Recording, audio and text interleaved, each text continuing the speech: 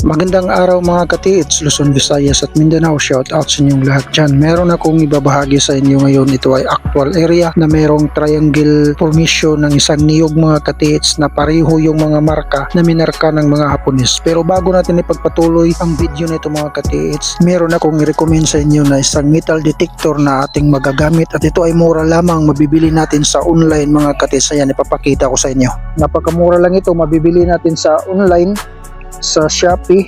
So ayan, pang beginner level. So ito ay napakaganda sa pang giveaway mga katiits, yung mga bababaw lamang.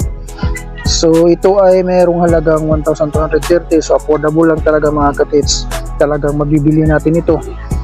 Tapos yung kanyang lalim na madidetect ay meron siyang 2.5 meters scanner search finder gold ito. So nirecommend ko ito para dun sa mga beginner na nagsisimula pa lamang, magkaroon sila ng kagamitan para pang giveaway. Ang hinahanap natin ay yung mga bababaw lamang. Mga katiits, balikan natin itong video. So ito ay may tatlong punong nakatriangle. Ito ay actual area na aking pinuntahan mga katiits. At alam nyo ba na ang puno na ito, itong tatlong puno na ito ay mayroong mga marka na pareho mga katiits. Ayan o, tulad niyan. Yan yung mga marka na makikita mo sa tatlong puno na yan. So yan ay sinasadya talaga mga katiits, kasi kapag ganyan nakikita nyo ay pareho yung distansya, ay talagang sinasadya na yan. Sino namang tulad natin na maglagay ng ganyan na walang kabuluhan mga katiits. So ito ay mga marka ng Hapon talaga. So kapag ganito mga katiits makikita nyo sa area nyo, ay simple lang yung gawin nyo. Akyatin nyo ang puno na yan at tingnan nyo ang bawat isa ng tadtad na yan. Kapag meron kayong nakikitang kakaiba na tulad nito mga katiits, papakita ko sa inyo.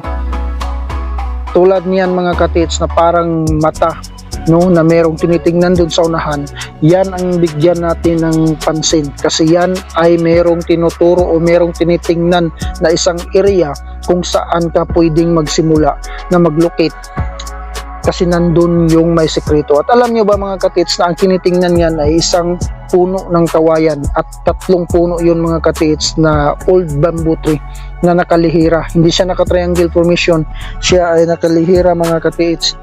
So meron nang nakakuha sa puno ng kawayan mga katiits sa Mindanao at inuupuan lang, no? Ay bigyan ko yan ng video sa susunod na upload ko mga katiits. Ay merong nakakuha, no? Inuupuan lang sa puno ng kawayan at meron ding nakabaon sa mga 3 to 4 meters ang lalim. So hindi na yan malalim mga katiits, yan ay mababaw lang. So doon ka pwedeng magsimula. Kaya ko nasasabi mga katiits na nandun sa puno ng kawayan, kasi ang tinitingnan ng mata na yan ay puno ng kawayan. At nakita ko rin itong isa sa isang niyog mga katiits. Ayan, kung nakikita niyo yan, ayan, meron din siyang ganyan na parang mata na doon din nakatingin sa puno ng kawayan mga katiits. So isa lang yung kanilang tinitingnan. Yung isang puno na pangatlo ay meron ding tabas na ganyan pero walang mata. Pero ang kaibahan kasi 5 lang yung tabas nun. Itong dalawa lang ang maraming tabas mga katiits. So yan ang ating gagawin mga katiits kapag nakakita tayo ng ganitong marka, kasi yan ay mayroon talagang sekreto. Meron nang nakakuha sa triangulation formation mga katiits na puno pero sa punong kawayan sa bandang Luzon.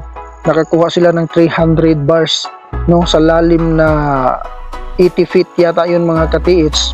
Pero dun sa kanilang pinaghukayan sa gitna ng puno ng kawayan ay wala silang nakuha. Napakalalim na yung hinukay nila, binakho nila mga katiits. Nakuha nila yung mga malalapad na bato, yung mga square type, no, mga diamond shape, heart shape na mga bato.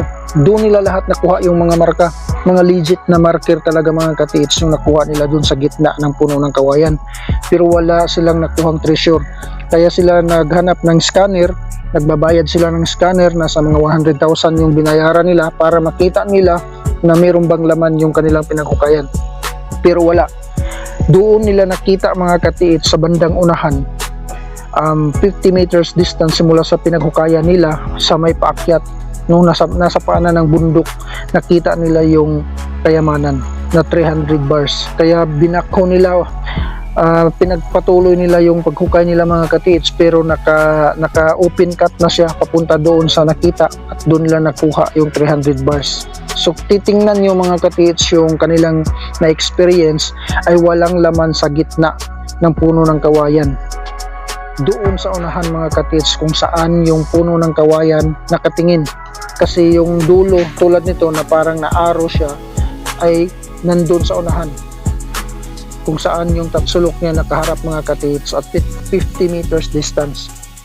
So ito naman mga katits ay nasa mga 50 meters din ang distansya nito, pero puno ng kawayan yung nandun sa unahan. Nakalihira siya mga katits at mga luma na talaga, napakaraming kawayan na, lumalago na talaga yung kawayan mga katits, luma na. Dahil sa mga markang ito mga katits nating nakita, ayan, yan ang nagpapatunay na dun sa may punong kawayan ay mayroong sekreto. So pwede ka nang mag-locate sa area na yon, dun ka magsimula, gamitan mo ng locator, o kapag mayroong kang metal detector, i-detect mo yung mga puno ng kawayan sa kanyang mga ugat, kasi baka meron doon na mababaw lang, baka merong box or jar na nakabaon doon mga katits. So yan lang, kaya ko ito binabahagi sa inyo, baka meron kayo sa area nyo na tulad nito, mga niyog na merong mga marka. Alam nyo ba mga katits na sa lahat na nakikita kong mga puno, maliban sa puno ng niyog, ay itong niyog lang talaga ang merong ganitong marka. Yung ibang mga puno ay wala akong nakita mga katits na ganitong marka, maliban sa niyog lang talaga. Niyog lang ang minarkahan ng mga hapon ng tulad nito.